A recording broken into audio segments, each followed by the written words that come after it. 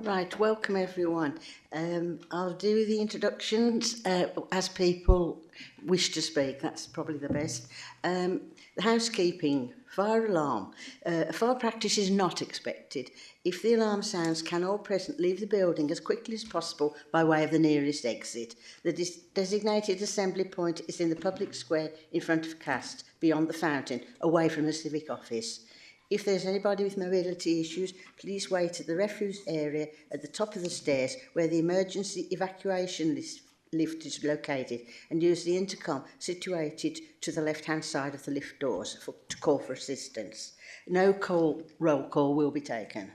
In addition, I would like to ask everyone to ensure that their mobile phone is switched to silent mode, please. This meeting will be audio-visually recorded and will be available to view on the Council's website and on YouTube channel.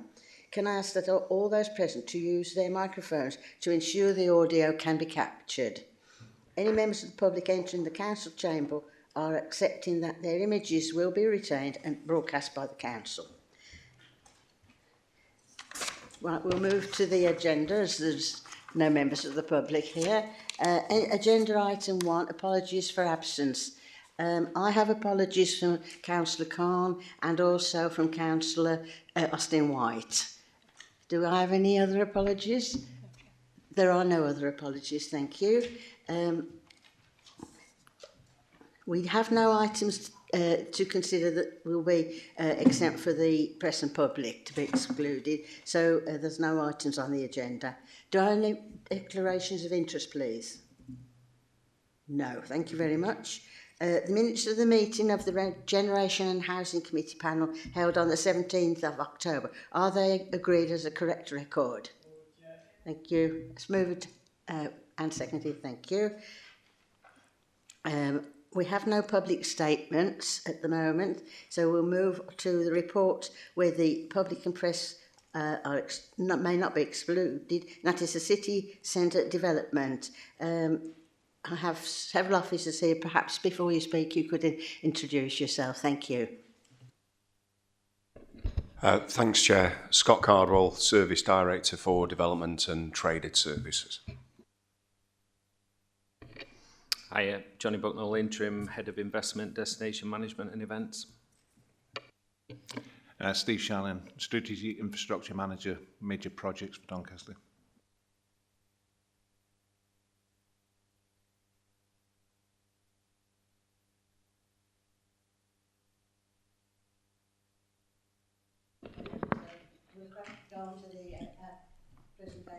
Okay, if I just do a really quick overview. So we've thought a presentation would work better for you, and we've done that previously at Scrutiny, and we've obviously done this update almost on an annual basis. So this is really to bring you up to speed with the projects, some that you will be aware of and some that you might not be aware of that have been taking place in the city centre.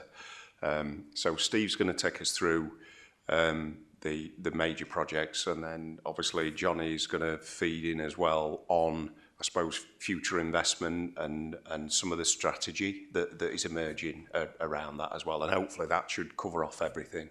And happy to take questions at any point if that's okay, Chair.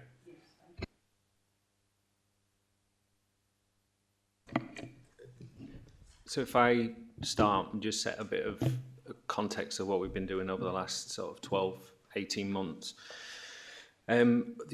We've had, so beginning last year, we'd just been awarded city status. We'd done that on the November of the year before. We had 8 years of our urban centre master plan shaping delivery and impacting the city centre and changing the look and feel of the place, like the station forecourt, CCQ, around the market, etc. But what we were picking up was a real sense of, if I say maybe dissatisfaction with the city centre from residents and businesses from our regular engagement and touch points.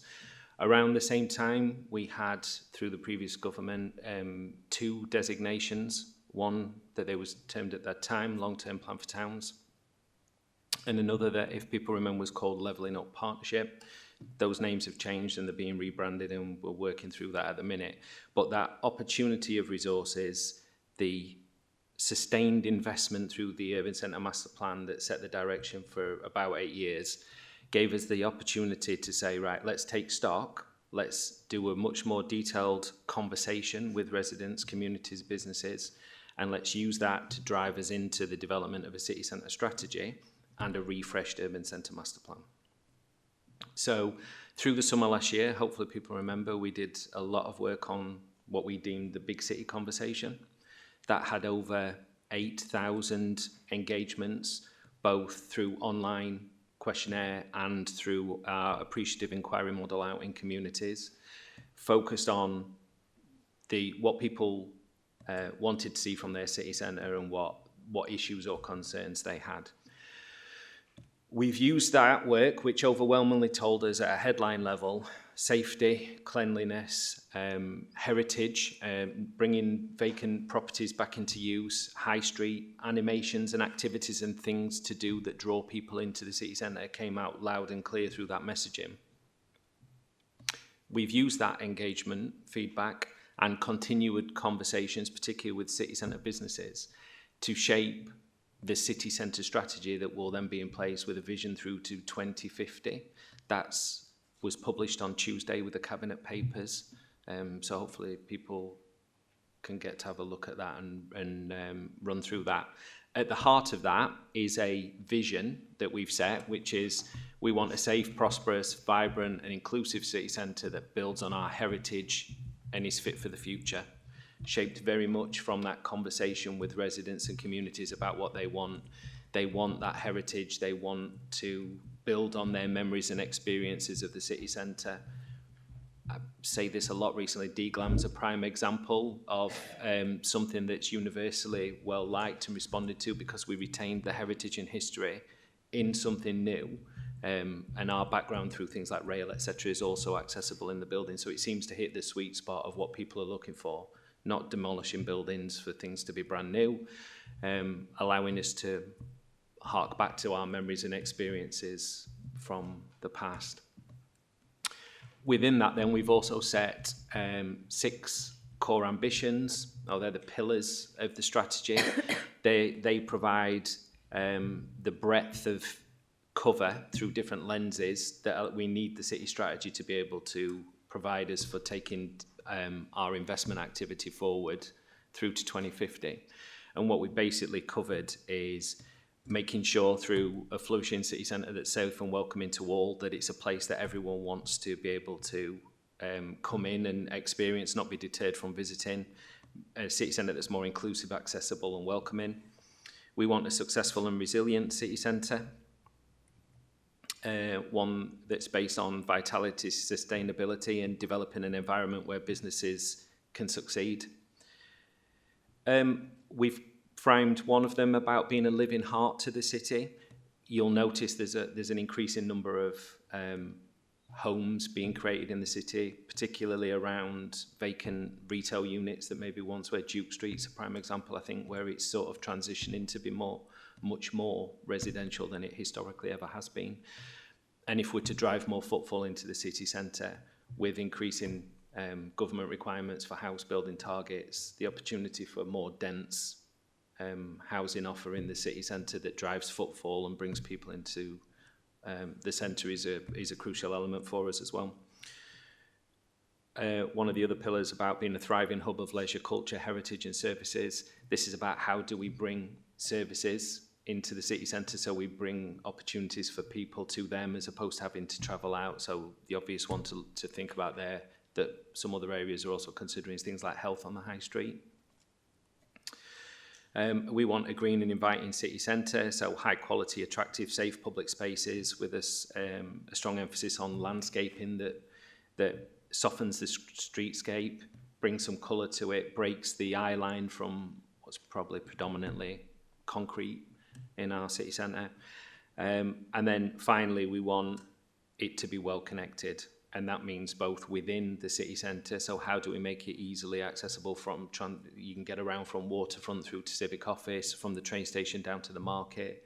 So small scale impacts like how do we increase the ability for people to dwell in the space? How do we break journeys up for those that might be elderly or infirm, or give families with children opportunities to break the journey up and give them things to do, but also the role the city plays for the wider place, and the benefit and impact that can have. So that connected nature of the city centre is quite crucial. And like I say, that strategy, that sets a bit of context. We're just in train with that. The strategy is due to Cabinet for approval on the 12th, so next Wednesday. The Urban Centre Master Plan, which will replace the 2016 Urban Centre Master Plan, is in development and will run and not be completed until towards the end of July. And that's obviously where we'll look at the spatial areas of the city centre and start to think about what our next round of investments maybe need to be. I have hands up for questions to Johnny. Councillor Mansey? Yeah, it's a question, Jonathan. I make no apologies for what I could have said now, but this is my last term. I'm retiring on the 5th of May after 25 years. During that time, I started off and had the arguments and the battles for CCQ to start with. Right? This is a fantastic plan on paper. Right? Are we using sort of prudential borrowing for this? Is the cost safe? Or what are the risks for future? If we have to put money in, is it all paid up? Is it looked at, the figures correct to all look at the cost? Because if it's not, the cost will fall back on us, the community, the people of Doncaster. Are we sure, is it part of CCQ or is it a separate part? And what is the total cost going to be and can we afford it? Thank you, Chair. So is that the total cost of delivering the strategy? We've not quantified what that could be, but that would be a sizable sum of resource. What we've tried to do is very pragmatically shape the implementation plan for the strategy in sensible bite-sized chunks. So the implementation plan that's in the version that's getting approved is only 12 months long. It covers next financial year. It recognises that we've started and have been doing a lot of work in the city centre, but specifically on the back of the big city conversation, we've been doing work to respond to that for the last 6 to 8 months. Cabinet have allocated across 2 separate tranches an extra £1.5 million that we can utilise on that. Our focus primarily is on safety. That inevitably has a revenue implication because it's about boots on the ground, both from, say, the police and the council, so that there's a visual deterrent in the city centre and an ability to respond to issues and concerns. But there are other requirements that we need to do. The opportunities I alluded to, which is why the money we've been allocated bridges just next financial year, come on stream for 26-27 financial year. One of those that was the Levelling Up Partnership is now the Community Regeneration Partnership, is up to £20 million worth of capital investment. And there's a process we've got to go through in partnership with government over a 3-month window that is likely to start post-election, where we can come to a collective agreement on what our investment requirements will be for that £20 million. And then in parallel with that, we'll be starting, and I should know this, but it only came out sort of yesterday, the day before, the revised long-term plan for towns guidance, neighbourhoods. I'll look the title up so we can confirm it. But that is a 10-year programme of investment of just shy of £2 million a year, with 75% of that being capital, 25% being revenue.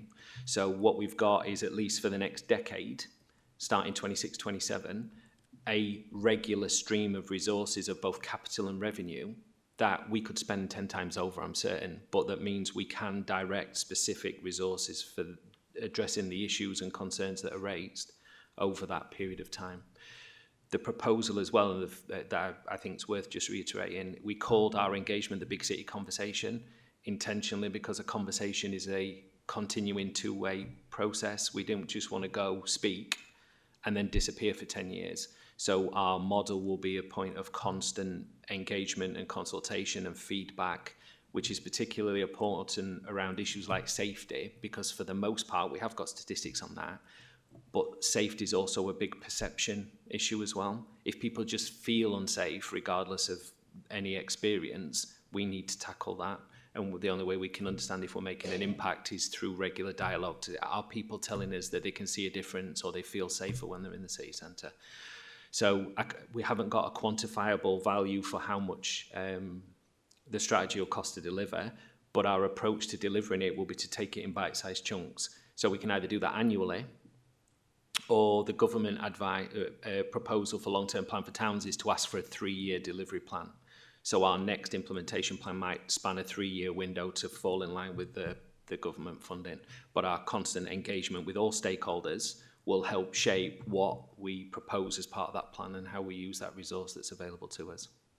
One of the things too, one of the things I pick up with especially the younger people, the 2020s and 30s, on the living heart of the city, it says housing in there.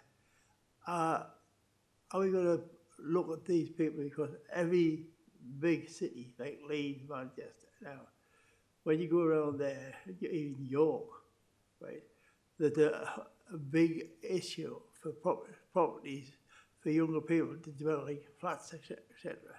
And if we can open that up, then that will keep your business centre in the middle. Your businesses should come there, it'll be used, it'll utilise the whole thing there. We need to concentrate on the youth as well. Get them into flats in the middle of the town, and your GDP will go up with it as well. Okay? Thank you, Chair. Right, I'll come to you, Steve. What I wanted to ask was, have you identified any other sort of large buildings that could be converted into apartments, even if it's the ground floor remains as retail? And you know, in doing so, do you have problems with the current owner in you know, wanting to change the designation of part or all of the building? Yeah, I mean, obviously we can only do things like that on property that we own. We can't force people to do that unless we're using compulsory purchase order powers, and we've done that in the town deal. But you've got to have planning permission in place, and you've got to have a defensible position as to why it's the right thing to do. And we successfully defended that at an inquiry for the station forecourt area, and obviously Steve will be picking up on this Gateway 1 building, which that's part of. We are seeing a lot of private sector coming forward and converting retail or vacant space above. So that is taking place in the city centre. We're very supportive of it, unless it's in what we call a primary retail frontage. And obviously we're continually assessing that as well, because our city centre is changing in terms of where shops are. So if you wound the clock back, say, 10 years, Duke Street, we would have classed that as a primary retail frontage because it had quite a lot of shops on there. But Duke Street now is you know, shops have been vacant for months. So we've allowed more residential development to take place in that area. So as far as possible, we are supportive of that. We are wanting more people to live in the city centre. It is important, though, we can't just become a housing estate. Otherwise, it loses its function as a city centre. So some of the stuff that Johnny's been talking about adding vibrancy in there and having leisure activities that will bring people in, as well as retail, is an important thing. So we've got to keep an eye on that balance as well. So the one thing I'd just add to that is the Urban Centre Master Plan refresh that we're doing, which we're running through till July, will include, as part of that baselining assessment, a housing capacity needs assessment that Scott and the team can then utilise as part of any refresh local plan because of the increased government housing target. So what we'll be doing is trying to look, so Scott's exactly right, we don't just want it to become a housing estate. So how do we make the right choices about where housing goes, so that we get the right balance in the city centre? So some of the work we'll do will inform that, but there's broader processes as well that will need to be done for government before we get into exactly all of that detail. I'm glad to hear that, because that ties in with having to do the review of the local plan at the moment with all the changes to the NPPF, etc. So yeah, it needs to be worked together. Thank you.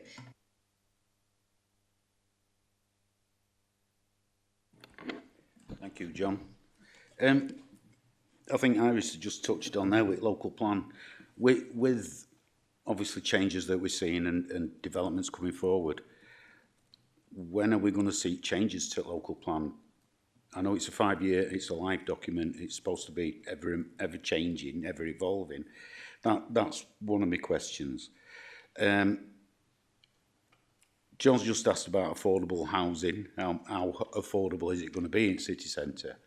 But I think the major one is it's something that we've had conversations with Dan Fell quite a lot and a lot of business communities is regarding accommodation in town centre. And we know full well that if we can regentrify, I think the word was used, the town centre, it self-polices itself. You've got people that are in there that care about the place that they live in, and then like Scott, the perception of it all changes. So you've got people that live and work in there. But as part of that is how does somebody, say for example, do a nice house up at top of High Street, but they've got nowhere to park the cars. They've got nowhere. All they've got is a cycle lane. And I'm not bashing cycle lanes. We know that the change is not going to be potentially for another 2 decades. That we're actually going to see a change. But what are we crippling parts of the town through stopping people use it, through stopping people being able to commute with their own vehicles, with hampering, like has been mentioned about Duke Street. We know there was at the time at Duke Street changing an impact on the bus service because it now all goes into one place. So you've got people with additional needs, disabilities, that might want to get from one part to another part of town but can't get there because the bus service doesn't come into the centre of town anymore. So how do we mitigate all of these different problems within the local plan and within this evolving plan for town centre? So I did it again in a town. Cheers, Steve. Just on the local plan in terms of revising it, if we took away the government guidance that's come out that you were referring to earlier, Chair, we would have been, our plan got adopted in, I think it was September 22, so we'd have been looking to review it by September 27 because you've got to consider reviewing the plan within the first 5 years. We're performing well for housing, we're performing well with employment land being drawn down. It would have been just a few tweaks, but obviously with what's come out from government, they're now very keen on everybody having an up-to-date local plan. I think a third of the country has got an adopted local plan, so there's 2/3 not. And I think government are saying that that is one of the reasons why housing delivery is not as good as it or as efficient as it could be. So they're wanting to increase the speed of delivering a local plan to 30 months, whereas a local plan might take five years or plus under the old regime, which has got to be a positive thing. They're also wanting more housing, so they're increasing everybody's kind of housing targets as well, quite a lot of people's housing targets. For Doncaster at the minute, that looks like probably another 280 houses per annum for us, so up to nearly 1,200 houses. In terms of when all this is going to start, the Housing Minister did an announcement last week that was basically saying we are committed to doing this, we are going to bring this in, we are going to get refreshed local plans brought in, and they are saying that they are going to be setting that in motion later this year. So they've confirmed that they're committed to local plans being up to speed, but then they are saying that they are going to be clear about the timelines associated with it later this year. Now, probably the reason for that is if they make everybody do their plan all at the same time, there ain't enough government inspectors to cover it all. So I'm assuming they're going to do some kind of phased approach where probably areas who haven't got an adopted local plan, they might look at those first, but we don't know. If that's the case, we've got a fairly newly adopted local plan, so I don't think we'd be too early in that timeline. But we are geared up to do whatever the government needs us to do in that. And, we've got a good team, an experienced team. I was at a planning conference last week with a lot of other local authorities, and it was kind of worrying the capacity that they got And I've got to say, I think Doncaster's in a much better position around its local plan and any revision of than a lot of local authorities out there nationally from what my take was.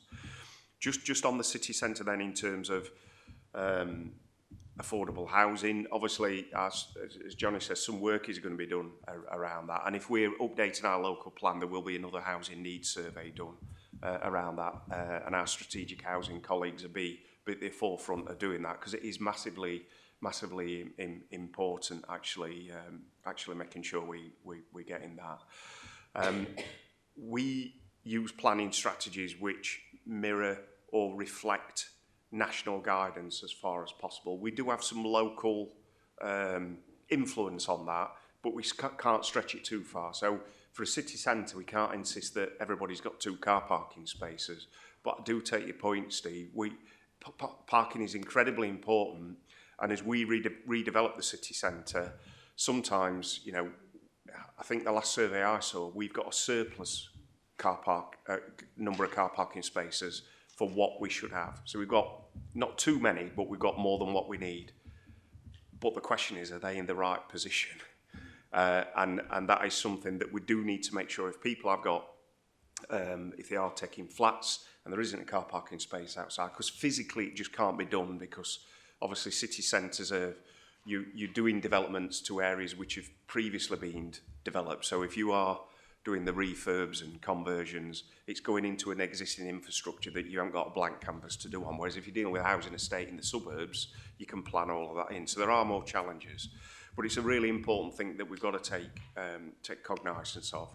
And I do think, you know, the housing strategy, the master plan that we're doing needs to talk about car parking and how we are going to address things like that.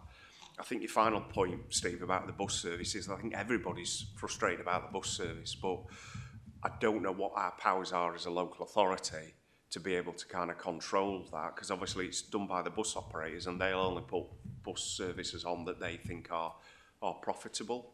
But time and time again, I know in scrutiny meetings over the years that I've been here, there's always something around, could we get some kind of, you know, like they had in Sheffield, I think it was called the Clipper, which just used to go around the city centre.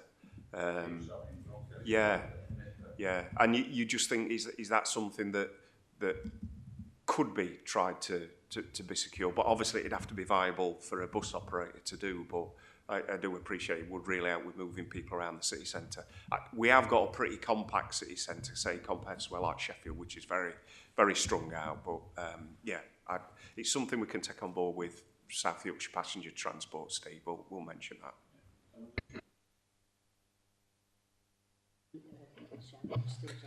that.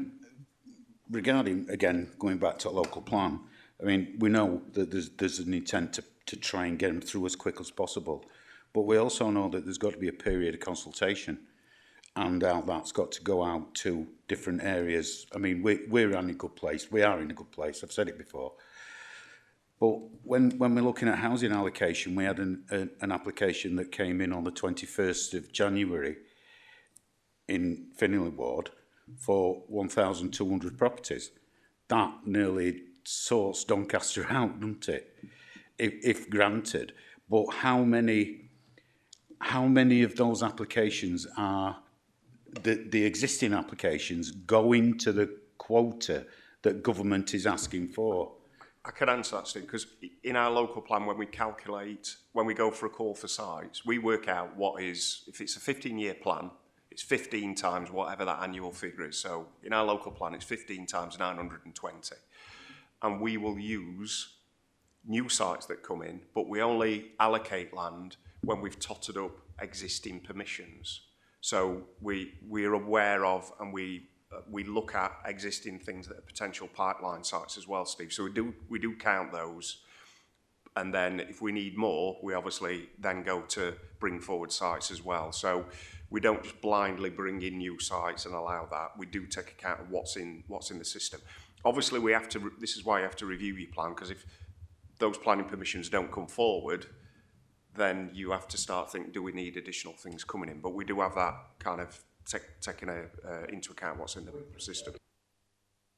Thank you. And again with that, with local plan, with everything else, there's an education need, there's a drainage need, there's every need that's within there.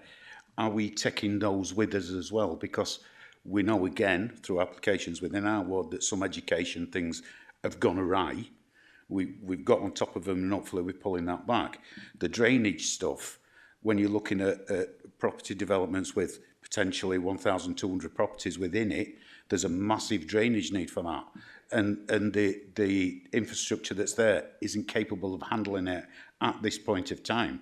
And we see intent from the government to fine the drainage companies if they overspill. Well, are we potentially, through policies, creating a problem for other people if we're not there supporting them through this process? Does that make sense? Yeah, it does, Steve. And I know governments talk about speeding up the planning system, but they make it more and more complex. And it has to be complex because it does have to make sure that you have got not just drainage systems, but sustainable drainage systems that can go in and almost not have a negative impact on the existing drainage stuff. So there's a lot of work done into that through consultees and our own teams who feed into that. It's very rare we do get a planning application that comes in and is 100% policy compliant in terms of education, health, affordable housing, open space, because we do have some viability issues in Doncaster. However, in terms of things like affordable housing and us getting our fair share, we do pretty good. Again, I heard at the planning conference I was at, somewhere like Birmingham, who have got the new HS2 line going in there, you would have thought that everybody's all over that in terms of housing, and it's a very viable place. They've got a target of 35% affordable housing delivery, and they're currently delivering an average of 8%. Now, we're much better than that, and that's Birmingham. So sometimes we have to take it on things, Steve, but we do try a balancing act, and I think it's important to involve ward members in that as well, because you've got your finger on the pulses of what's happening locally as well and what people need. But I do appreciate we do need to get this right in the next local plan, that we aren't just putting housing there and we haven't got the service industries there to serve it. This is why in his last local plan we allocated land around bigger areas which were more sustainable locations than just sticking it around villages where, you know, they would literally crumble.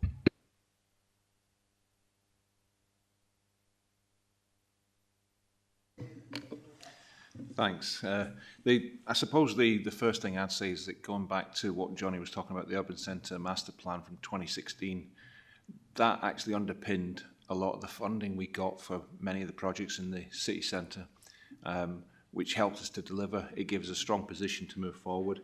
And sometimes it's good to often look back and see where we were and what we've developed over the last 10 years before we take the next step and move forward.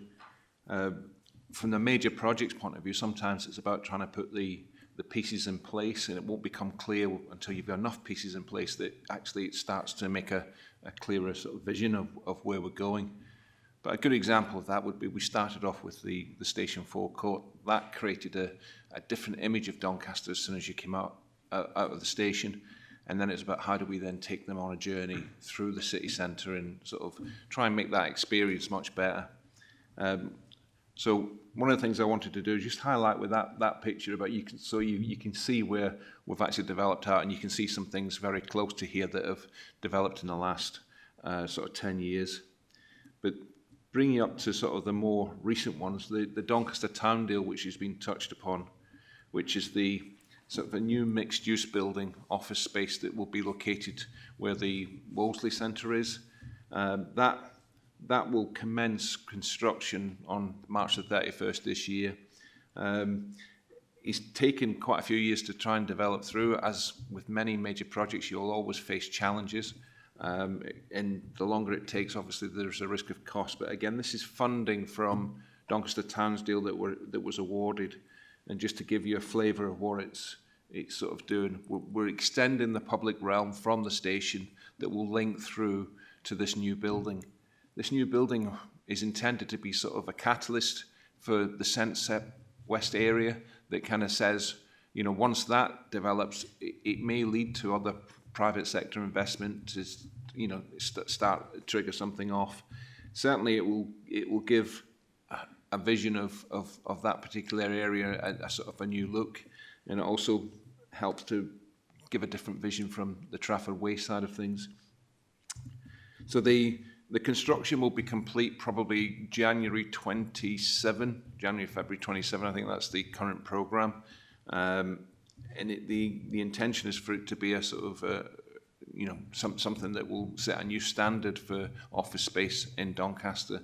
And there certainly seems to be reasonable interest. With it being grant funding, there hasn't really been borrowing for this to sort of to build it up. So it gives it a strong position to start with. And we hope it will give something to that area that's new. I don't know if you want me to move on quickly to the next project, or if there's any questions you might have about that particular one. Okay. The Levelling Up Fund was basically made of sort of your sort of three programs that I've highlighted there, which is the waterfront remediation, the marketplace, and CCQ. It's not obvious necessarily from the roadside, but we have started the remediation at the waterfront area. So work has picked up pretty quickly, and you're starting to sort of, we'll be working through in segments to try and get through to a point where we can start to realise the potential of waterfront. So it's really, the scheme is intended to sort of remediate all the land, give it in a position so that a development can then come on at a later stage. It's not determining what that development is particularly, but it's giving it a position so that it makes it attractive, I think, for private investment. It's been an aspiration for many years, I think, for something to go on waterfront. And I think it was touched upon before. We just have to make sure that whatever goes on there complements the city centre, doesn't compete with the city centre. So it's finding that right balance. And then there is an intermediate use, and depending on how quickly the development comes forward. So the idea is to landscape it just as a grassed area. It means that it can benefit some of the local residents over there and green up a little bit, but it is a temporary use, so it's intended to be something for, not that it'd be a long-term park, but something that I think that side of things will be incorporated within any development proposals. We have gone around the outside and planted trees that will be retained as part of but we're trying to prevent any unnecessary planting that then subsequently comes out. Keep this just to the waterfront part, so we can do it in sections. Didn't say which waterfront, no, it might be one somewhere else. No, you know. Oh, Steve, it is a quick one, and it's regarding funding for that, where it now says temporary use, and it didn't once upon a time. But I read and I asked Debbie and other officers about the funding for this, and the funding, there was a paragraph within it that said if it isn't used for what it's supposed to be, there is a potential clawback. Are we confident that that funding isn't going to be clawed back? I think there is confidence that the development interest in that area will mean that there won't be clawback. I believe there's a clawback clause in there, but the reality is what would force that clawback, and I don't think there's a big risk factor with it, simply because we're taking out the biggest issue that, so an investor coming along there has to deal with a huge amount of infrastructure before they can even get out there. So by making it a developable site, it should make it quite attractive. Yes, just while we're on this part of it, there is a question originally from Councillor Khan saying that if a hospital is proposed for the waterfront, how would this change the current purposes? So. If any development comes along, I don't think that would, if a hospital was to come along there, even now, I don't think it would change anything, in the sense that the land is still there. It probably would mean that the size of a hospital, they'd probably do a lot more removing of what's already there anyway. So it was one of those things we were trying to avoid if the hospital was going to be located there, but at the moment, it's not. Chair, just to be clear as well, from Doncaster Bassett Law Hospital Trust, they've been very clear that the hospital is not going on that site. There is no funding for a hospital, so that ship, so has sailed, and they are looking at other alternatives, as many health organisations are, about trying to get health on the high street. So we are working with them on that. But just to be clear, this site is not going to be utilised for a hospital, and we've heard from the hospital trust that is the case and has been confirmed. Yeah, I'm just a remark really. I mean, I'm not glad to hear that won't be a hospital, but I do take from what you've presented that the one thing we wouldn't want is somebody to go and build another shopping mall or something. We can't have anything there that would be detrimental to the rest of the town. So, you know, it's not an easy area to fill, really. Thank you. Yeah, we are working with a potential developer on that site, and you know, the mayor and cabinet are always very clear that as far as possible we should have non-competing uses in the city centre. So, yeah, we wouldn't be seeing another French Gate going on there or anything, but we do have to take care around what uses we put in the city centre. Obviously, we own this site, so we've got control over what the proposals will be on this site, which is obviously a good thing, and we can stop that type of thing happening. Thanks very much. That is a very important point, that we have the say on it. Thank you. Yeah, just moving on to the enterprise marketplace. Again, this is another example of where you do one part of the market, the wool market, which has been pretty successful, and then you move on to sort of trying to, I don't know if anyone's been down to the corn exchange, but it looks absolutely fantastic. Inside looks superb, and I think they're dealing with how they do the letting, etc. around that. The big challenge we face with the market is obviously the emotional side that people feel about markets, where, you know, people think back to when Doncaster market was thriving. It was absolutely fantastic, and people used to come in on bus trips to come and visit the market. The unfortunate situation is the world has moved on, and maybe the online shopping thing has changed the way that things go. Now the big supermarkets that sell everything now, people do it in one shops. We're not obviously in control of that, but what we need to try and do is make a marketplace that we've got, make a good experience and a destination for people to come to. I think that's where Johnny was talking about looking to the future, is how do we make the experience of coming into Doncaster a very positive one, and try and make that market, you know, thrive again. It may not thrive like it used to in the range of traders that were there, but if we can make it a positive sort of experience, then it's very, you know, that's the way forward, I think. But it's people will always remember what it was. Councillor Cox, yes. I'm not going to go on and on about MAM and everything else, but when I looked, I know Chris thought I was going to do something like that, but it's interesting when you look back in time and not that far back, but when we granted MAM more funding, what they were saying that they were going to do Sunny Bar, they were going to do all these different things. They haven't done any of them, have they? And that timeline of the promise of we will do that, how are we holding them to account? Because it seems not. And I mean, it looks fantastic, Corn Exchange. It's a very historic building. It looks brilliant. But then you start wondering, right, the shop units that are in there that look fantastic, how are they going to be used? Because they're very small, and we can't seem to find out how much the rents are. So is there a perception from the company that runs it that we can keep it high and then use it for what we want? We don't know. And this again, Steve, I mean, you know, I've said it before, if we don't know, we start looking for answers that might not be there. So do we know what the intent is, what the market is that's being looked at? Do we know any of that? All I do know, Steve, so I don't know too much detail on that, but I do know that they've got firm interest in at least half of the units, which is really positive, because obviously this is, well, we've just gone through a very quiet period of the year for all retailers, but especially markets.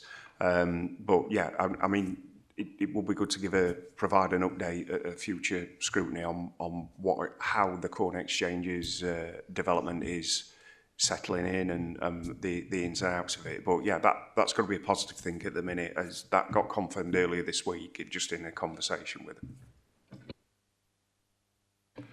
Just touching on, going back to when the market sort of was taken over, the thing I would just remind you of again, we had the wool market running successfully, then COVID came along, and it had a big impact in the behaviour of people coming out and drinking and eating and etc. And it hasn't fully recovered that way, in the same way that we were starting to see growth and a lot of interest in sort of the Hallgate, where people were going to the licenses to sort of eat al fresco style.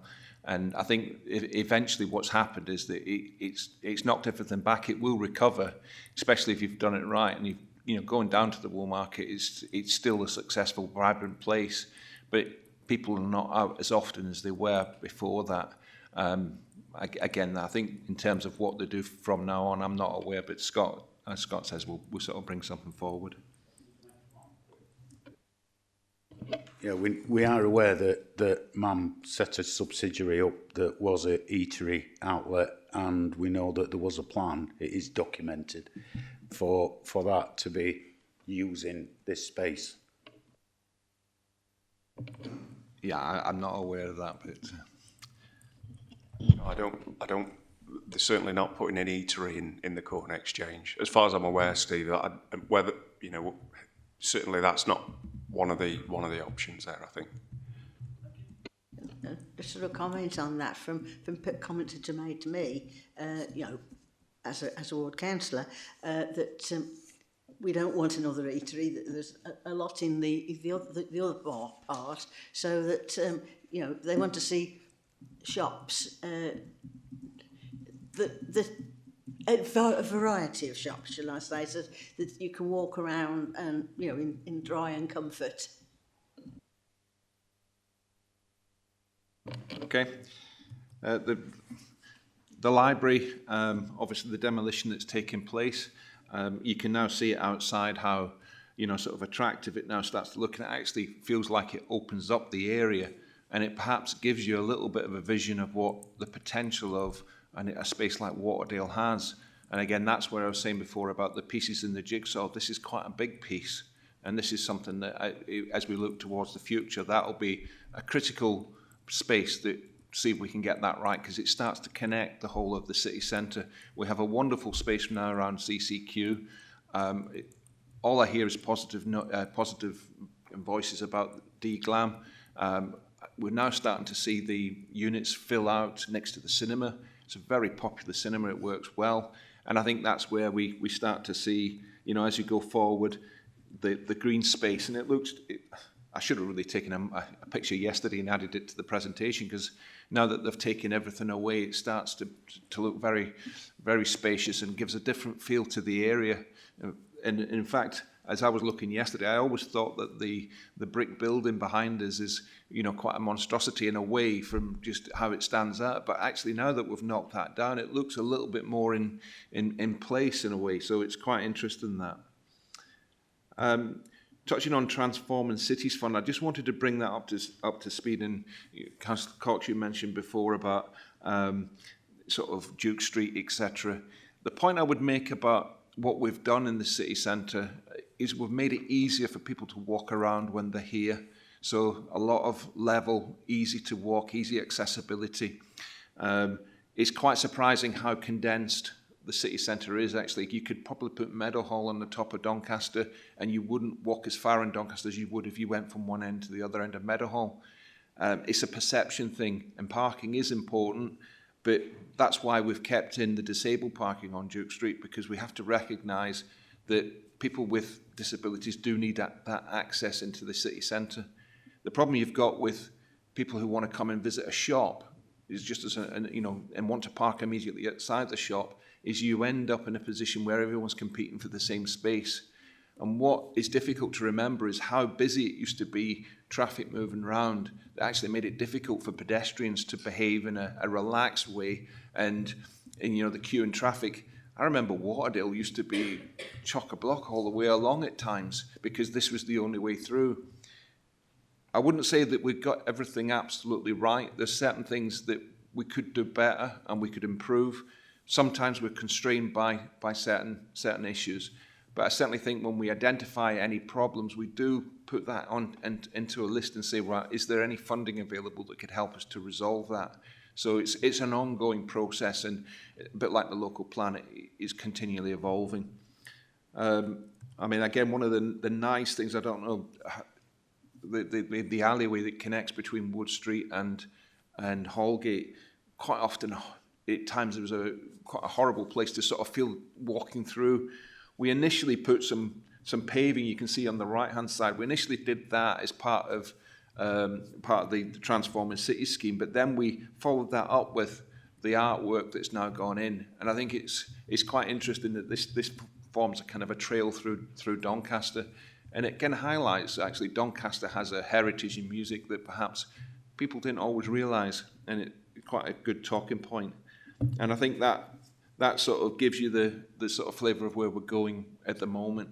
So it's a continuous thing where we've got certain pieces in place, but there's certain areas that I think we know need addressing, and we will continually look to sort of address that. The example I would give is maybe, I didn't mention this, but the railway station in Trafford Way is sometimes a concern.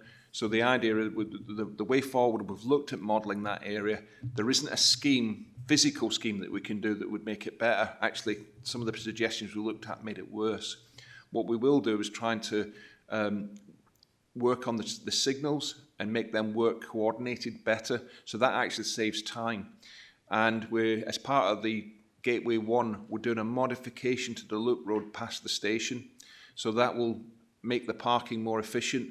We'll make it sort of more dedicated, make it clearer for the disabled parking within that loop road. And hopefully it should make it flow better all the way around. We're working with LNER and that to make sure that's as effective as possible. And I would say that's a good example where we've done something and we don't just say, oh, we've done it and left it behind. We continually review and look at where we could possibly do things more better in the future. Steve, thank you. We did discuss railway station quite a lot at the beginning of there, didn't we, when it was first coming up. It'd be interesting to know what that loop road is going to look like. And we know from times of being a taxi driver that when you pick somebody up from there and you go all the way around to come back on yourself, at the beginning of it, there were a lot of conflict from customers because obviously they're going to be charged when once upon a time they never did. And I think one of the propositions that were put forward to where the underpass bit is to bring that back out onto there so people haven't got to go out all the way around. Is that part of the conversation or is it not? It's not at the moment. It's not part of Gateway 1. We're not taking up the space that prevents that from happening, so that there still will be space there. I think that forms into the new city centre master plan that sort of looks at that whole corridor all the way down. I know that when you go down to the Minster, etc., it's how we have a road there that basically has a collar around one side of the town, and it's just about how do we make that work more efficiently. The one thing I would say is that it's a perception thing. There is a perception that we have a lot of congestion in Doncaster because people feel it because they live in Doncaster. If they go to other places, they'll soon find out that it's not actually congestion, but that doesn't stop them feeling that way, and it's how we remove that. And I think simple things like coordinating the lights better so that you hit one green and you go through all green does help. At times it does go wrong, there are failures to the systems and it can throw it up, or something happens on the A1 and everything gets diverted through. There's nothing we can do to it's just one of those days. But on the whole, I think we measured it, the delay down Trafford Way is not as much as people think it is, it just feels worse than it is. Are there any other questions for anyone else, please? I do have a question, and that is, I don't know if you can do anything about it, but when you're stuck under French Gate waiting to come out towards CCQ, the bus station have a nasty habit of the buses. Once the lights under French Gate have changed to green, but another bus comes out, and the consequence of that is there's another set of traffic lights, and it's all backed up right through under French Gate, simply because a bus didn't stop at the lights, and that often it happens a lot.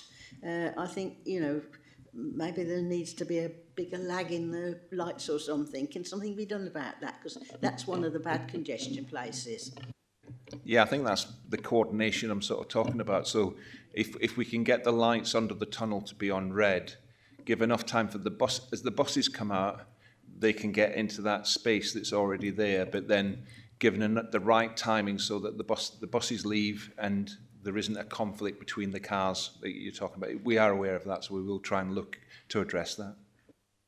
I mean, that good to hear that, because nothing is worse than sitting there with the lights on green and a bus across your front. Any further questions of Steve? No? Oh, okay, thank you.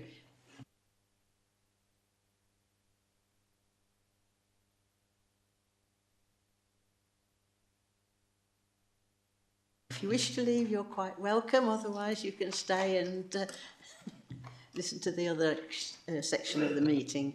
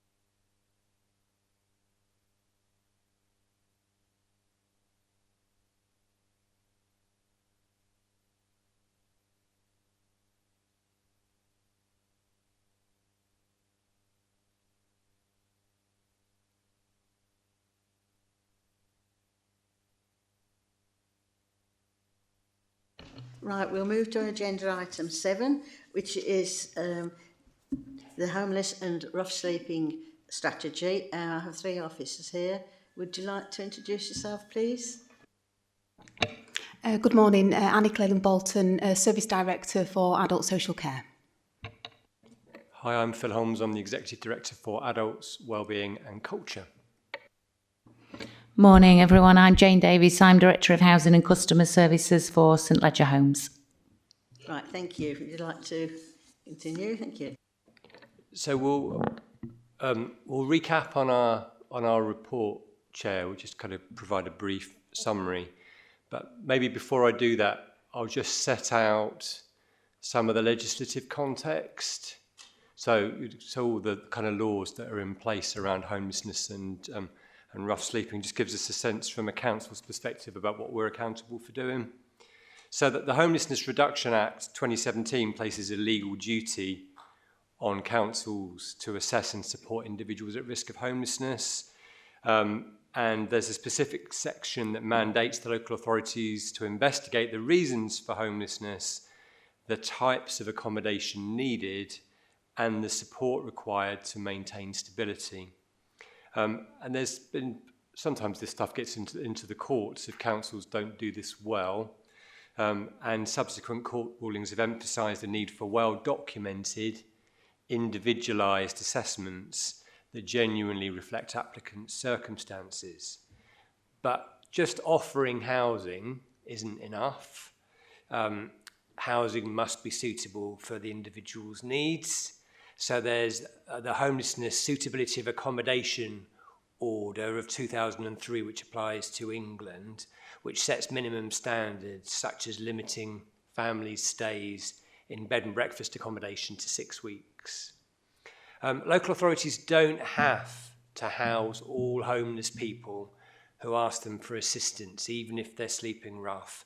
But they do have to take steps under the Homelessness Reduction Act to help people prevent or relieve an experience of homelessness if they're eligible for assistance.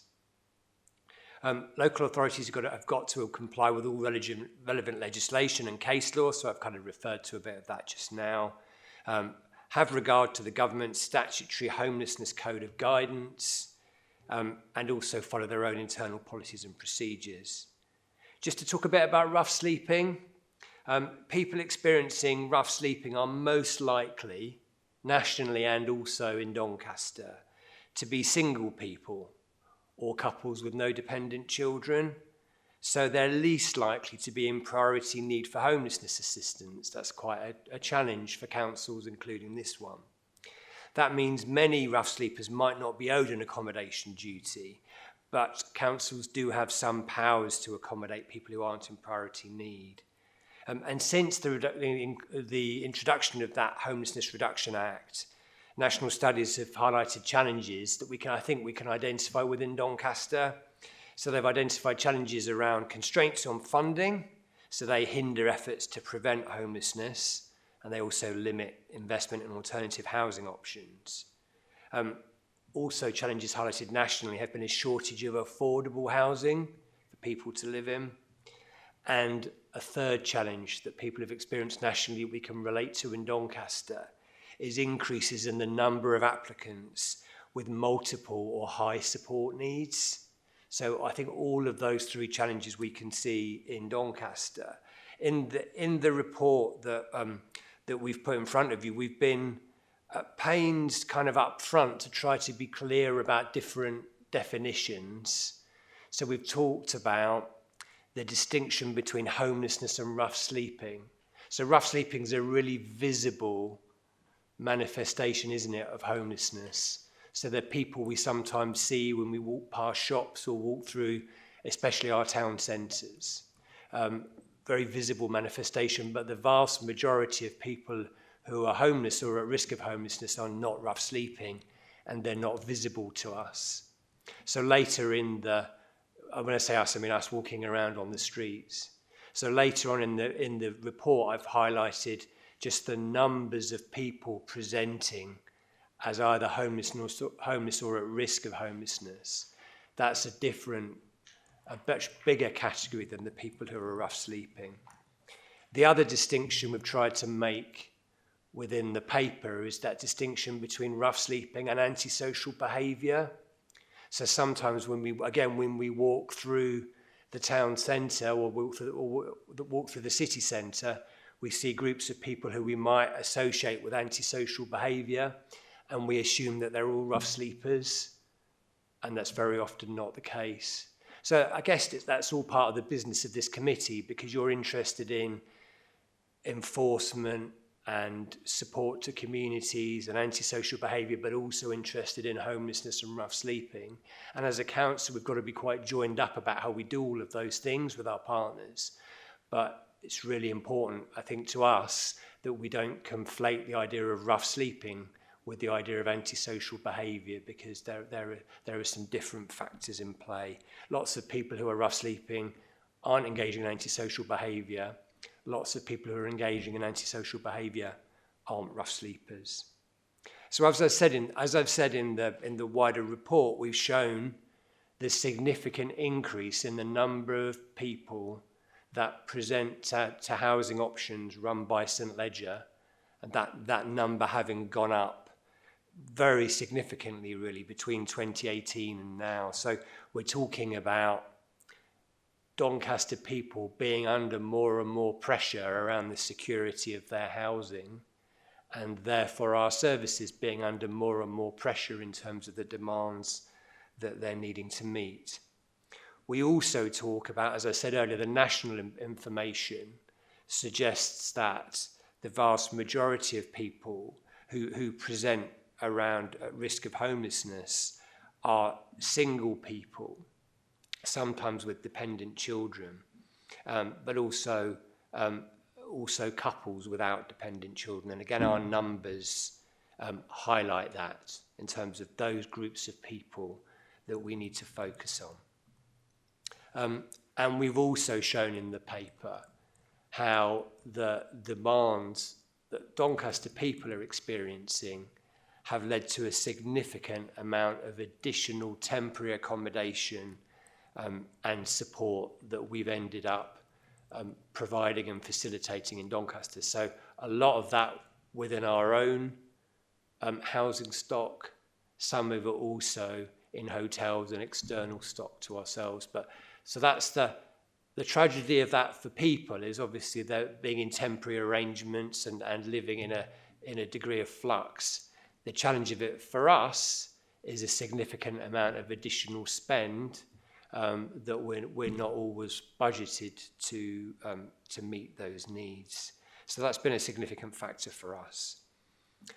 We also show our count around rough sleepers. The national count that the Ministry for Housing, Communities and Local Government, so MHCLG, do, that's a snapshot count. So I think it was November last year, as compared to November the period before. That snapshot count has gone up in Doncaster. So we had 33 people that were counted in November, whereas there were 23 people that were counted the year before.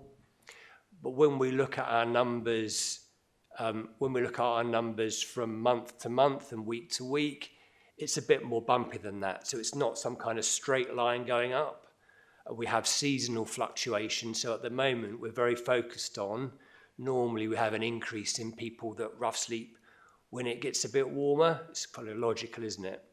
So we're quite focused on how can we mitigate that this year and think about rough sleeping being a seasonal thing as well as it is something driven by demand factors. So on the one hand, you've got the sense that increasing pressure nationally, around all those numbers that we've cited in the report, it's probably not too much of a surprise that more Doncaster people are in dire straits than they've ever been, but also a sense of, I think, of some, although one rough sleeper is one too many, some success in our work around stabilising the number of rough sleepers that we've got. And probably Annika and colleagues will be able to talk later about, we know who's rough sleeping, we work alongside them, we're trying to support them. Some of them have accommodation offers, but still feel like that rough sleeping is the right choice for them on a given night. But we do quite a lot of work with individuals to get underneath the reasons for rough sleeping and work with some of those kind of causal factors.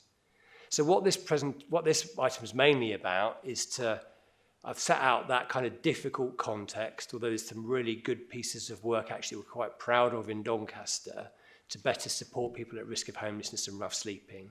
And again, I'm sure Jane and Annika will start to pick up on those in terms of any questions that you ask. But in terms of our strategy, our last strategy expired at the end of last year. So our job now is to develop a new strategy and to make it a strategy that feels like it's achieving something. So we're not interested, the three of us, in writing a strategy that looks good and nothing much happens and then we renew it again in 5 years.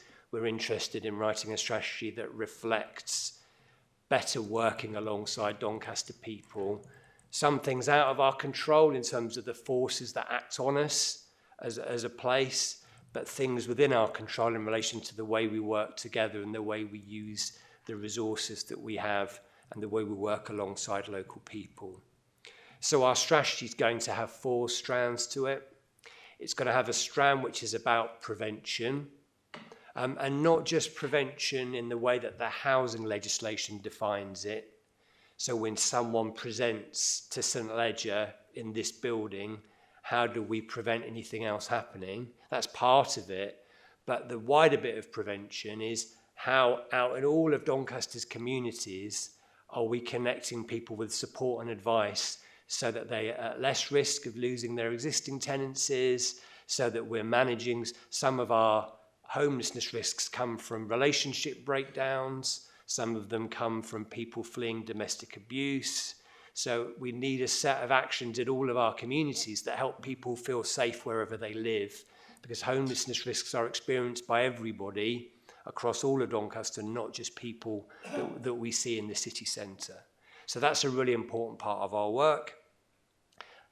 Building on some of the great success actually and improvements in our front door around housing options here that Jane can describe more about in terms of any questions that we get. So that's the second strand, so that when you turn up here, or whether you've got an issue in the middle of the night or whether it's in the daytime, that you get the right sort of response.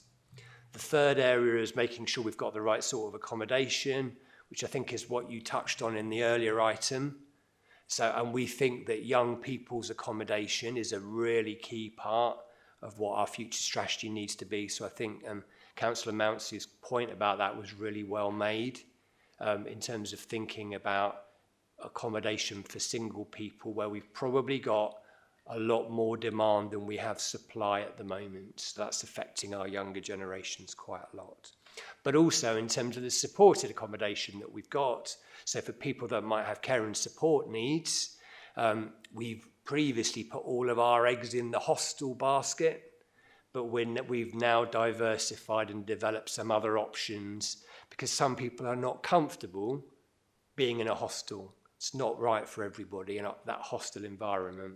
So for some other people, we've generated other support, other accommodation with support that goes into that accommodation, often actually benefiting women, but benefiting other groups of people for whom maybe the hostel isn't the right place to really get their lives back on track again. And then the fourth part that Annika's leading on is about joined up care and support. So that includes working with the NHS, because in terms of that national phenomenon about people having more and more complex support needs, often that's about mental health, or it might be about substance misuse, or it might be around a range of other factors, trauma going back to childhood actually, and the need for joined up care and support to help people in that position. So that's the fourth strand of our strategy. We've done quite a lot of work alongside people with lived experience of homelessness, which again I won't steal Annika's thunder. She might talk about that later, but we're trying to write a strategy not from some desktop, but alongside people who have experienced homelessness and rough sleeping in Doncaster recently or are experiencing it now. And we also want within our work to take some of the stigma out of homelessness and rough sleeping.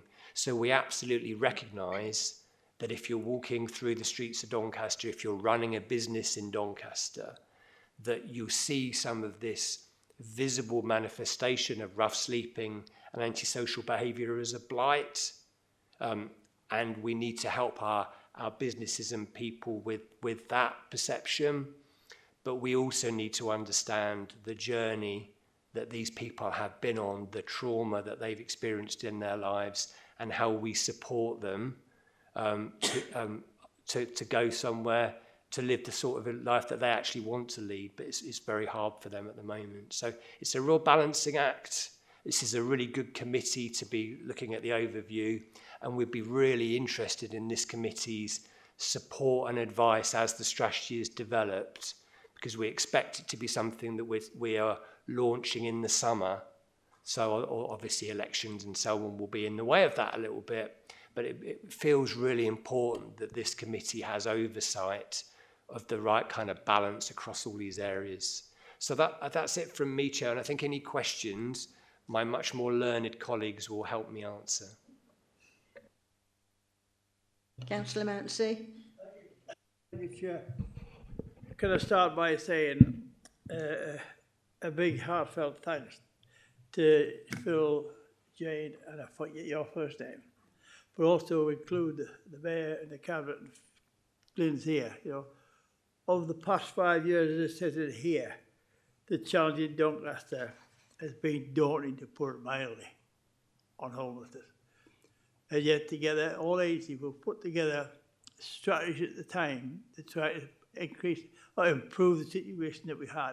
So that's all credit down to the people I've just mentioned in here, and I'm proud of what you've done. I hope we'll carry on doing it. But what shocks me is on page 41, and I looked at the number of children in household that I generated 12. Those figures on that chart each and every one of them has done. That shows you that we have a massive problem, you're aware of it, you know, and we're trying to do something about it. Them figures, I think, hopefully have brought about your ideas on page 42, the format for the new strategy on there, the green, blue, and red, and then also over there, you've got your colours on here. I'm sure that's part of the new strategy, right? Bear in mind those figures that's on page 41 there. It's still a daunting prospect we have in front of us. You know? And I think together, and I'll say quite honestly, it's not because I'm retired on the 5th of May, but I am concerned that we in Doncaster, we do whatever the best we can, every part of every agency in Doncaster, from elected members to the Cabinet, and also you officers. We're doing a lot of good work here that people never see, right? But we need to get a hold of this wherever we can. And I know we're strap-cashed in certain areas. But what we're doing so far, and can you just explain to me, the coloured chart on the back of this new format, these things here. You can't give guarantees. Is this a better way forward than what we've got? Will it work? I hope it does, because what we're doing so far is good work, but we need to do more. Thank you, Chair. I might just ask Jane to give you, because although we talked a bit earlier about single adults being the main number that we focus on, that come through in terms of homelessness risk, we're really very focused on children in families that have risks as well, and we're really very focused on making sure that we prioritise support for families with children. So probably Jane can tell you a little bit more about our success in that, and maybe I'll then talk a bit about, you asking about our degree of comfort around the success we're going to have in the strategy. I can talk a bit about that. Thank you, Phil. Thank you, Councillor Ramsey. You're absolutely right. I'd brought with me some data and statistics and was going to qualify some of what Phil was saying around the strategy with some of that data, and one of those being that over the past 5 years that it's increased 100% across the board in terms of the presentations to us, the contacts into service and the cases that we've got ongoing. It is absolutely huge what we are dealing with on a day-to-day basis, all of us across the partnership. But absolutely right. So just to qualify some, we're getting at the moment 3,000 contacts a month into the home option service alone, and that's just for requests. It's not always people who are roofless, homeless. It's requests for advice with managing landlords, the condition of accommodation. It can be all sorts of things, but 3,000 a month, 200 a month actual new homeless assessments, 120 a month placements. So that can either be into temporary accommodation or into hotels. We're driving down, so some of our really good achievements over the last 12 to 24 months, we've driven down our average number of nights in hotel accommodation from 35 to 19, and that's for everybody, that's for single and for families. We're now resolving 50% of those cases that come through the door at the prevention stage, which means people don't then need alternative emergency accommodation. So we are doing lots of really good work. And one of the main things, as Phil says, is those families with children, when they come through our door, what we really try and do is first prevent their homelessness, secondly, put them into some temporary accommodation if we can't prevent, that is suitable. Our last resort is hotel accommodation for families with children. If we fail on that and they have to go in hotels, Phil talked about the requirement to not allow them to be in B&B for 6 weeks. They don't get anywhere near that in Doncaster, and we absolutely make sure of that they go out of B&B as quickly as we possibly can. It's just under 3 weeks, our turnaround for families in bed and breakfast, and we haven't had anybody in bed and breakfast over 6 weeks for the last 2 years. So that is a good achievement. I know it's still not good that we've got any families in bed and breakfast, but yeah, just and building on what Phil said, some of the main reasons around homelessness. So it's ending of assured short-hold tenancy and that instability in the private rented sector around affordability, landlords, lots of reasons, domestic abuse, people fleeing domestic abuse, fleeing antisocial behaviour. Councillor Mounsey, you'll know some of this because we've talked about it on some of the cases. So people fleeing antisocial behaviour out in communities, and relationship breakdown. So what Phil talked about, and Councillor Mounsey is saying about how is this going to be better with regards to the strategy. We've got that prevention arm there, and we will absolutely be hammering down on what these main reasons for homelessness are as part of that prevention strand. So what are we going to do to make our private rented sector more sustainable? What are we going to do to support people with domestic abuse more, and that sort of thing? What you're facing here. Sorry? It's on. So what you're facing here, it's not just deprived areas, it's across all parts of the borough. Affluent, deprived, it's not just one third time, it's the whole across the borough. And that's why we're doing tremendous things, we're trying to do things to ease the situation. But like I say, well done for what you're doing, let's keep trying. Thank you. And just, Jeff, if I just answer the second part, in terms of Councillor Mounsey asking how successful we thought we were going to be. So the Mayor's kind of given us two priorities. So she's asked us to ensure that everyone in Doncaster should have a place to call home and the support that they need to keep it. But she's also asked us to make sure that over the life of the strategy, Doncaster Council does everything possible to end both homelessness and rough sleeping. So what that says, the Mayor is setting our ambition high, right? So if we came here and said, oh, there's only 20 people rough sleeping, we've succeeded, well, that would be morally wrong, wouldn't it? So the job is for us to relentlessly improve, to try to support everybody to have the sort of life that we might take for granted ourselves. So that's what we're being driven by. But in relation to what we need to improve, I think probably the biggest thing as a city we need to improve on is supporting more people at a preventative stage and having fewer people get to the point where they kind of turn up because haven't been connected or aware of different preventative support. So that feels like the biggest thing, the biggest tanker for us to turn around, because some of our statistics for Doncaster suggest that other places are more successful in reaching people preventatively. So that's our kind of biggest challenge to work through. So there are things that we can do locally.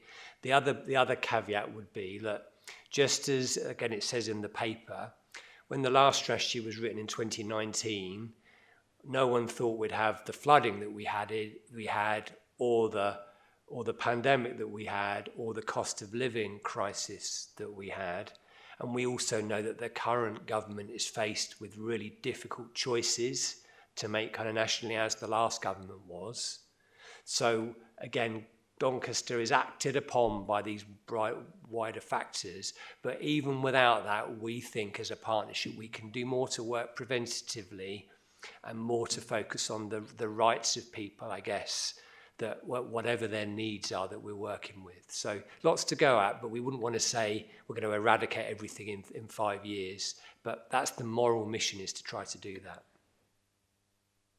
Chair, for me, if I can add on to what Phil has just said from a cabinet member perspective, the Mayor does take these issues extremely seriously, and as such, she's charged both me and 3 other cabinet members who regularly meet with officers on a monthly basis, if not more regular than that, if needs be. And because this is such a cross-cutting theme, obviously you've got myself looking after housing, you've got Councillor Nigel Ball looking after communities, you've got Sarah Smith, adults, and you've also got Councillor Sue Farmer, children and families. So it's a holistic approach that we're taking with this, Chair. and I can assure you there's been some challenging meetings along the way, and there will continue to be, because we are not happy with the number of people presenting as homeless or potentially homeless. And Phil's absolutely right. We do need to ensure we get upstream and encounter people before they come to a point of crisis. So I just thought I'd need to make that point, Chair, while we're just talking there. Thank you for your input, Councillor Jones.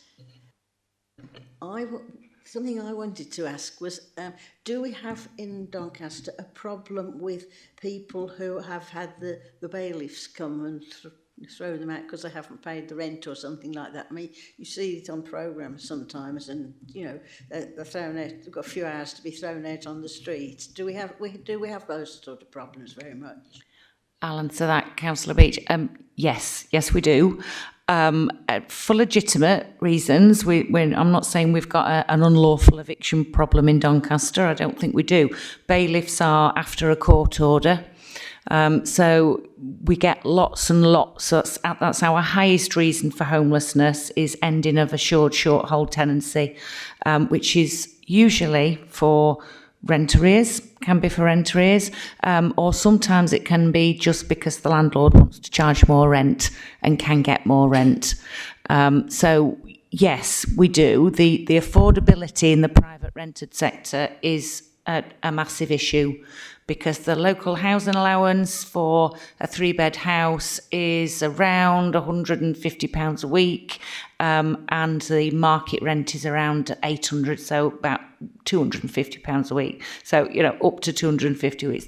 So that gap is huge. So people who are on either low incomes or benefit dependent on housing benefit just cannot afford the private rented sector. So yes, it is very driven by affordability. So we do, that's the private rented sector. In local authority sector, of course, we manage the council's housing stock for them, and we are one of the lowest in the country for evictions.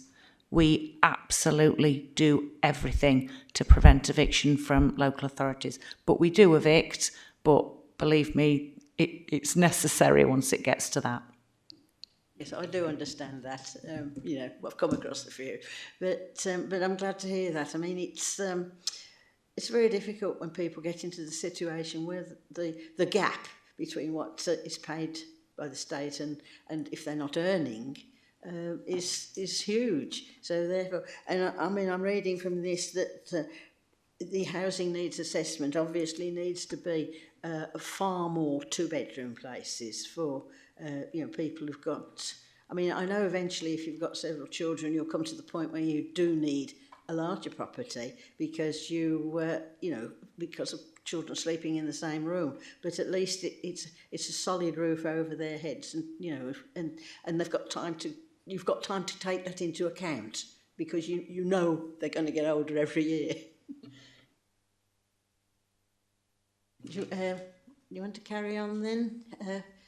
Well, I suppose in terms of your last point, I'm acting outside of my remit now, and the cabinet member for the remits over there will tell me if I've got this wrong. But I think there is a recognition from a housing development perspective, and it linked to the earlier conversation, that we need to do some pragmatic things to increase opportunities around tenancies for people who might want single persons accommodation. So I think that's a very pragmatic thing to try for us to be trying to focus on in different ways, can connect a bit with the city centre strategy. But yeah, that feels, and then there's a longer term need in terms of the next housing strategy to think where the council goes after that. My only plea on the back of that is please don't build any bed sits. Having had to have some fall down on my ward because they're not good. But single bedroom, proper bedroom places with 4 rooms is acceptable for someone on their own, I should have said. Annika, do you wish to input? I think just to cover off the complex life service, so the care and support angle. So I think just to share with you, I think the huge strength that we have in Doncaster in relation to the complex lives service. So what the complex lives service essentially does is it's an alliance of partners which come together to meet the needs of individuals who experiencing homeless with a complexity of their need. And I think it's a fundamental strength that we've got in Doncaster because it clearly recognises that fundamental issue of this is not just about a roof over someone's head. This is about actually meeting the needs of individuals and actually supporting them along their journey. I think to share as well, one of the significant things which we've achieved in Doncaster is the development of a homelessness forum. So back in September of last year, we set up a homelessness forum, and the purpose of this forum was to learn from individuals with direct experience who have been homeless or actually been at risk of homelessness. So the forum meets every month. And that is an open forum to anyone. So anyone who's experienced homelessness or been at risk of homelessness, and key senior officers of the partnership. So we have the local authority there, housing colleagues there, probation, mental health services there. So we first set this up back in September of last year. And I must say it's been a huge success. So initially we were thinking how many people would come along to this forum. The first meeting that we had, it was extremely well attended in that we didn't have enough chairs in the room for people who attended. And the forum's about people sharing their experiences. So actually as a partnership, we're directly listening to the experiences of people, but not only listening, but also acting amongst those experiences. So what we've done is developed a you said we did approach. So each month we've had a theme for people to come and discuss. So the first one was people's experiences of being supported in a hostel.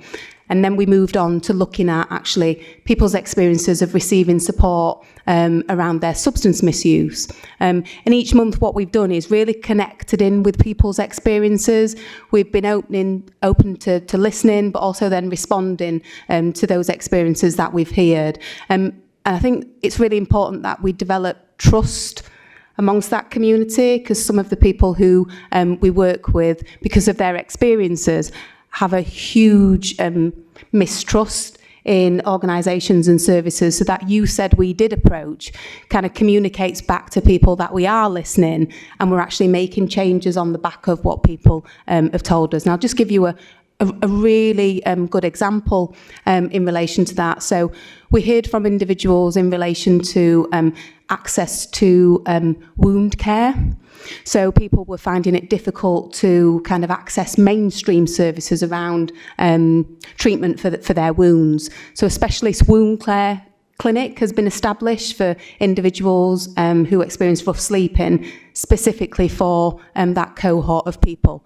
And that was directly as a result of the feedback that we heard in the homelessness forum. So again, I think a positive shift in the right direction in terms of how we're working with our communities to listen and respond.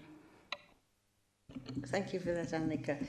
I mean, there's a question on here which Councillor Cox was going to ask, but I think you've pretty well covered it. That was people with complex lives. How difficult is it to get to engage and to ensure they accept the offer of accommodation and remain ensuring that they are a safe place to live? I mean, you've pretty well covered that. Yeah, so thank you for Councillor Cox's question. So the Complex Life Service work with people in a range of circumstances and experiences, but often the people who the Complex Life Service do support have a background of quite significant trauma and earlier life events which have been adverse. And what that means is sometimes people have a huge mistrust in services. So how the Complex Life Service works is fundamental, I think, to supporting engagement. So how the service works is actually getting alongside people to understand what's important in their life and actually identify those kind of hooks into engagement and actually sticking alongside people. So one of the key values of the Complex Life Service is hope and perseverance. And what that tells us is that the service never gives up hope on an individual, because that whole premise of we understand that we may need to support that person to go back round in the cycle perhaps a few times, but what we don't do is lose hope, and that we persevere, and that's really important in terms of supporting engagement. I think the other critical factor of how the Complex Life Service works to support engagement is that it's multi-agency. So the Complex Lives Alliance brings together a range of services and partners to look at a plan for that individual. So it's one person, one plan. And I think why that supports engagements is it recognises that sometimes that plan needs to not only involve the compassionate side and the understanding side and the support to that person, but sometimes that needs to actually involve enforcement. But it's multi-agency and everyone is signed up to that one plan, one person, in terms of what does that person need to support engagement. So sometimes things can be difficult around engagement, but I think the fundamental values and principles and approach that is taken by the Complex Life Service supports engagement. Can I just come in, Joe, one brief point as well?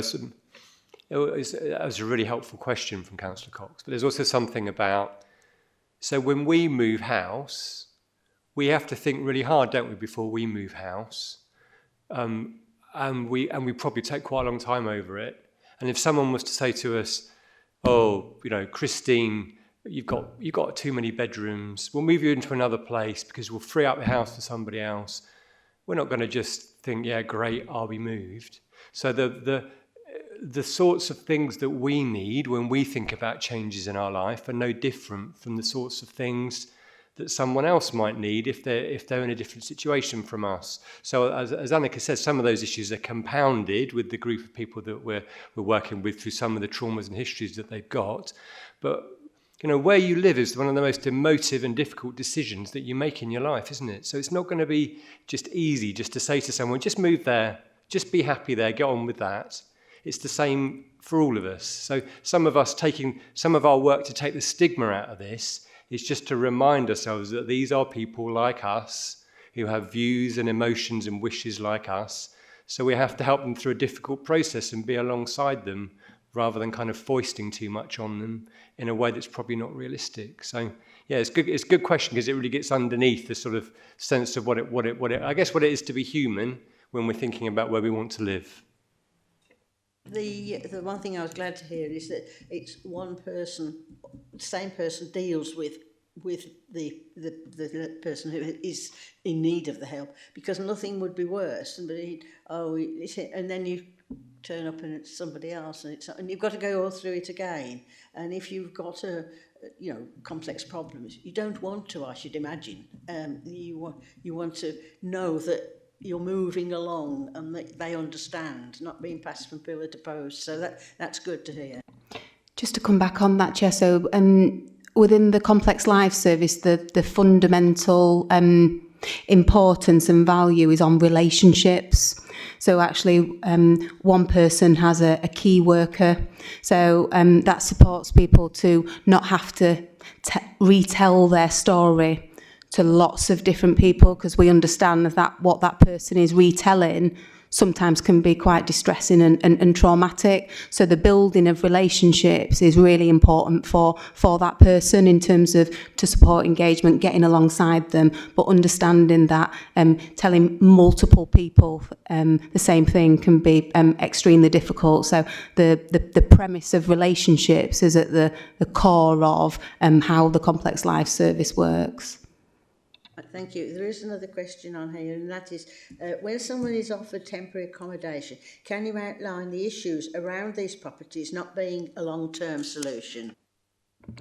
Okay, Chair, I'll answer that. So there's two two types of temporary accommodation. As I explained before, we use hotels as an absolute last resort emergency, and then we use council accommodation for temporary accommodation units. We set them up as temporary accommodation as semi-furnished, and we do put people into those as temporary. And I think what Councillor Cox is asking is, does that have to be temporary, and can we make those as permanent so that the families are settled quicker? Which we do, we absolutely do. There's some barriers to that. The first is eligibility. So somebody will go into temporary accommodation, which means they are homeless and they're being assessed as homeless, but as per the allocations policy, they don't get platinum banding until they're in main duty, and they might be in relief stage. So it depends on the stage of homelessness they're at as to their eligibility on the housing waiting list. Okay, so what we don't want to do is give people more priority, let's say, than people on the waiting list, because there'll be people on the waiting list in platinum band who have sourced their own temporary accommodation. And we just want to be fair to everybody. There's also the fact about suitability. So sometimes a family will go into temporary accommodation and it's not actually where they want to be, and it's not actually suitable accommodation. They can be slightly overcrowded when they're in temporary accommodation, so it might not be their long-term solution. So that's another reason. And the other one is culturally. We don't want a culture in Doncaster where you have to be homeless to get a council house. Okay, so we have to serve the waiting list as well as the people who are coming through as homeless and going into temporary accommodation. We do not want to be in a position where we have to close the waiting list because we're just serving the people who come through the door as homeless.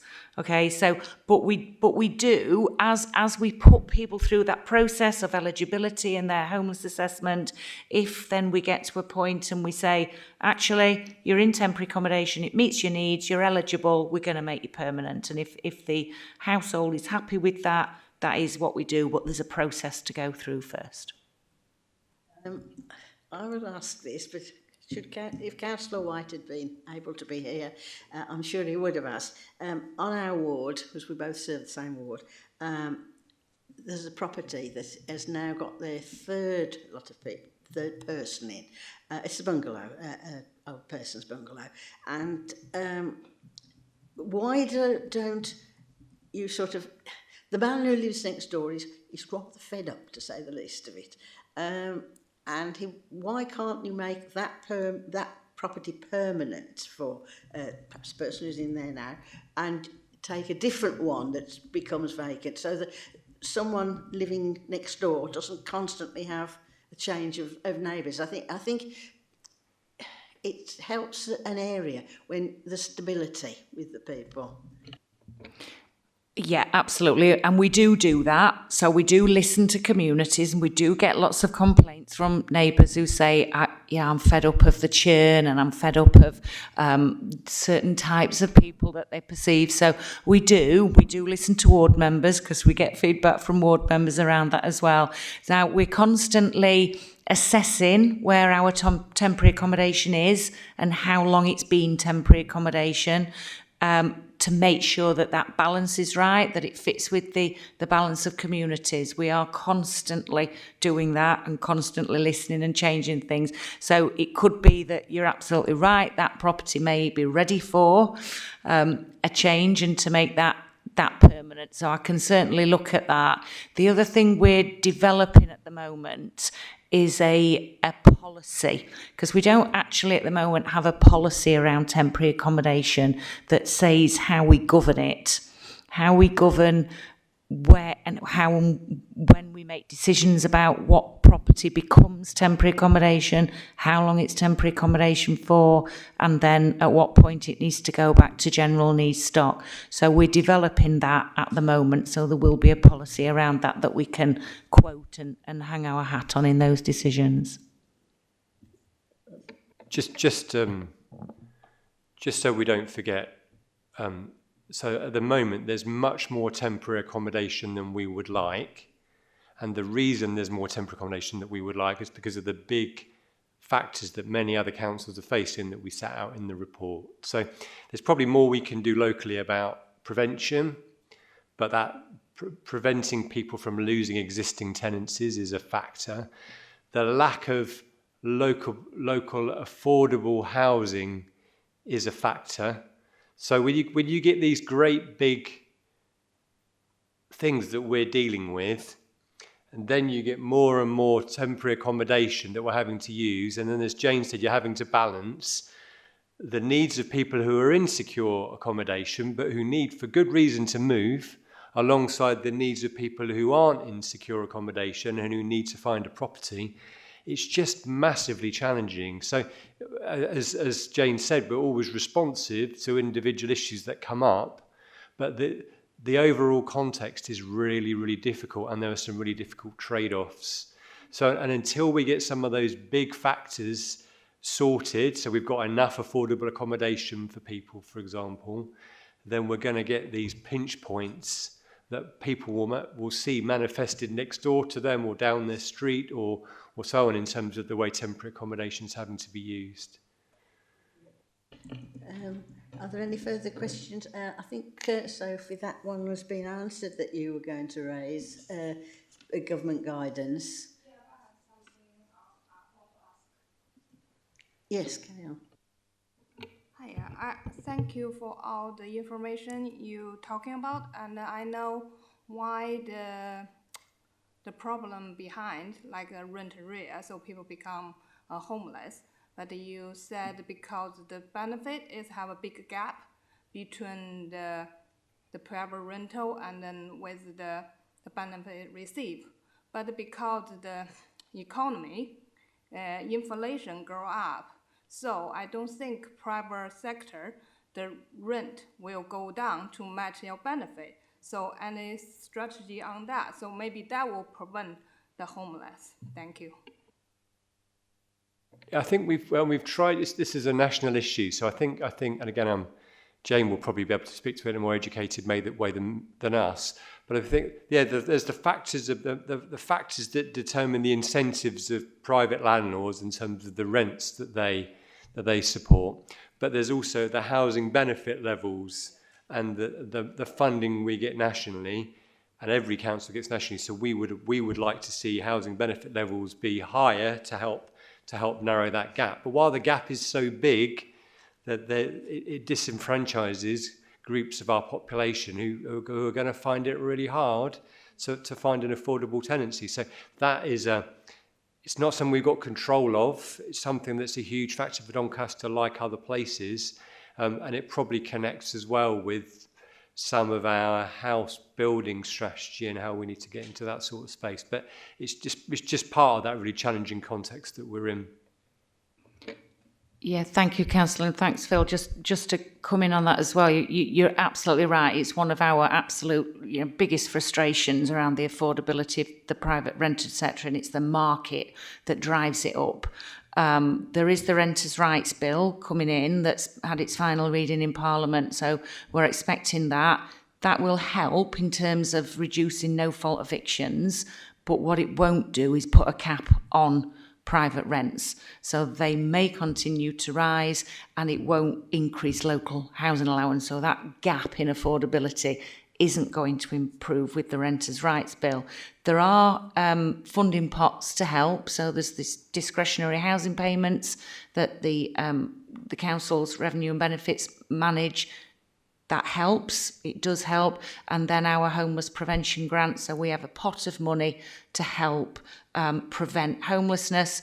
We pay people's bonds, we pay rent in advance, and we pay people's top up sometimes to prevent them from becoming homeless. So there's some safety net, but not a lot. So we've got to use it really, really wisely and frugally, and just make sure we hit the right ones. But yeah, it is a constant battle, I'll be honest. Thank you for hearing that. Thanks. Any further questions? No. Did you want to ask something else? No, I just because on the list. Yes. Okay. Thank you. I have another question. What's the government guideline need to be taken account of this? Did you say government deadline? Yeah, so I think probably, Councillor Liu, it's picked up in what I said initially. So there's a list of legislation that we work in the context of. So when I kind of, it was a while ago now, I know I droned on for a while in my bit, but in terms of the different homelessness legislation, I've kind of already set that out, and also set out in that feedback the sense that it does provide clarity about duties and things that we absolutely must do, but there are also areas for local authority discretion, and local authority kind of local policies in that sort of space, and the wider context around resources. So in other parts of the country as well as Doncaster, there can be a gap between what the legislation theoretically tells you must do and the resources that you are given to do it. So I think I probably don't want to repeat it all because it will probably, but that context I think it gave a little bit earlier. Thank you very much. Thank you for that.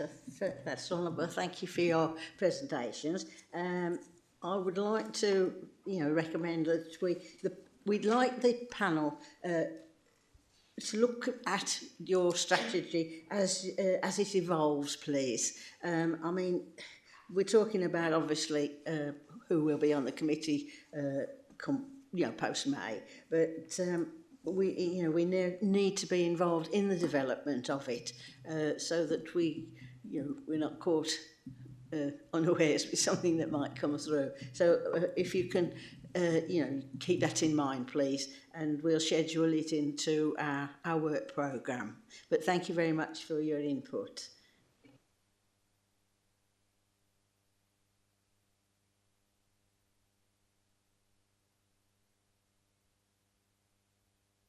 Right, we come now to the work programme, which of course is completed for the current year.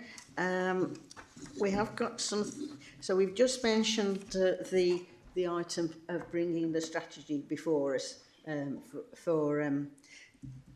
as it evolves, really. At a point when when they've got something solid to tell us. Also, of course, there's the local plan update. That also is time dependent on the work that needs to be put into it. Also, on this list of possibilities is the bus franchise. It was mentioned by Scott Cardwell about the buses and their where they go and all the rest of it. But of course, hopefully we will be able, or Simca will be able to take into account all our, the new buses, the new after the franchises finish. Hopefully we'll be able to have much more input into that. I mean, he's done one lot of consultation, which a lot of people took advice of and gave a lot of advice. So it will move on. So that is something that we'll have to come back, when information is available. And of course then there's the ever-evolving airport, which which goes on. So we'll have plenty to debate, or the committee will have plenty to debate over the next 12 months. I think that concludes our work for today. Thank you very much for your attendance.